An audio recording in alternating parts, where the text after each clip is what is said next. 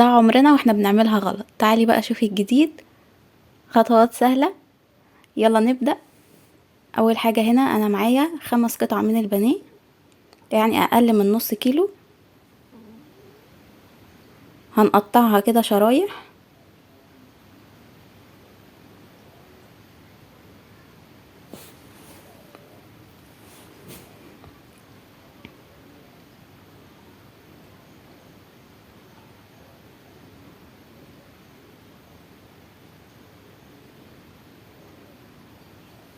بعد كده هنحطهم كلهم في بولة.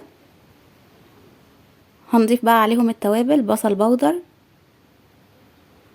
بابريكا، 7 بهارات، ملح وفلفل اسود،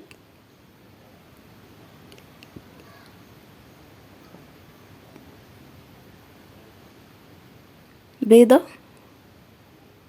هنقلب كله مع بعض. هنضيف معلقة صغيرة من الخل، مش هنسيبها في التتبيلة ولا حاجة، هنشتغل بيها على طول. 3 معالق من الدقيق و3 معالق من البقسماط في بولة تانية كده. شوية ملح وشوية فلفل اسود، نقلبهم مع بعض.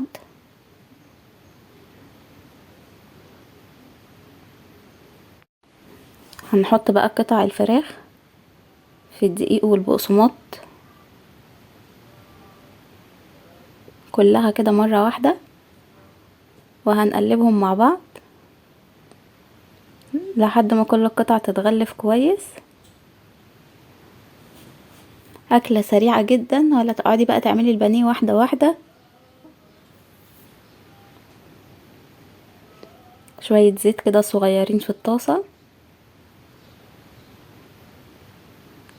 وهنحط فيها القطع اللي احنا قطعناها.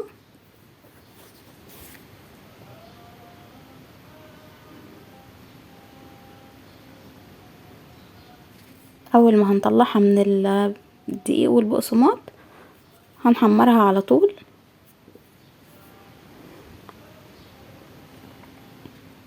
ما نقلبهاش غير لما تاخد لون. بصوا بقى، خدت لون حلو قوي. اول ما تاخد اللون الذهبي ده هنطلعها على طول. طعمها كمان وهي كده تحفة. هنسلق بقى المكرونة، مية مغلية عليهم شوية زيت والملح. هنسلقها نص سلقة بس، لازم يبقى فيها الخط الابيض ده كده لما نقسمها. هنقطع بقى قطع البانيه دي حتت صغيرة.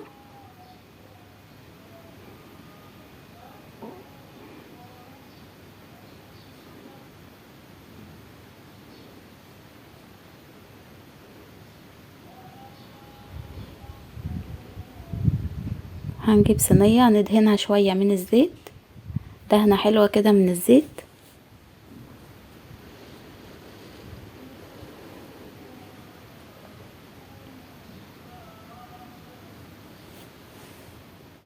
وقبل ما نكمل تعالوا نشوف عملنا البشاميل ازاي.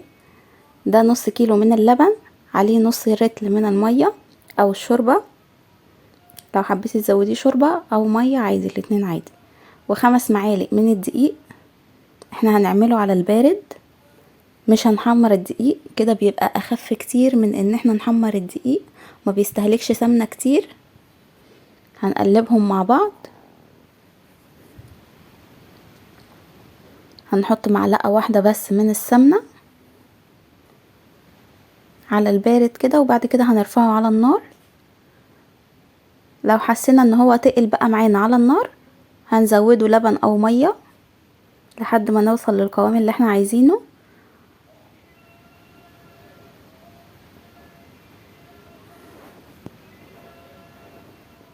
اول ما يغلي كده هنقفل عليه. بعد ما يبرد خالص هنضيف عليه بقى بيضة والملح والفلفل. ما نزودش فلفل عشان ما يغمقش. اقلبهم تاني مع بعض. هنحط بقى شوية من البشاميل نفردهم في الصينية.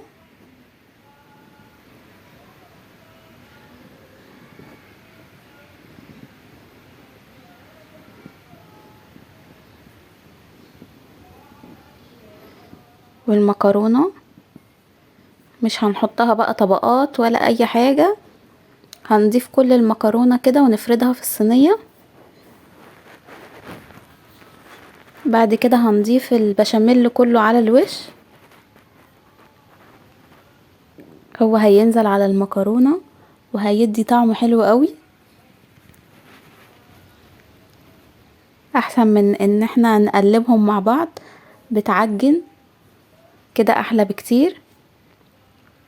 هنحط بقى قطع الفراخ كده على الوش من فوق نفردها، وشوية من الزيتون كمان لو حبيتي تضيفي انا اسفه مش عارفه اجمع الكلمه، موتزاريلا. لو حبيتي ان انت تضيفي عليها موتزاريلا هتبقى تحفه جدا. كده بقى بعد ما خرجت من الفرن حطيناها على الشبكه لحد ما خدت لون. ممكن كمان تشغلي عليها الشوايه بس تاخد لون من فوق.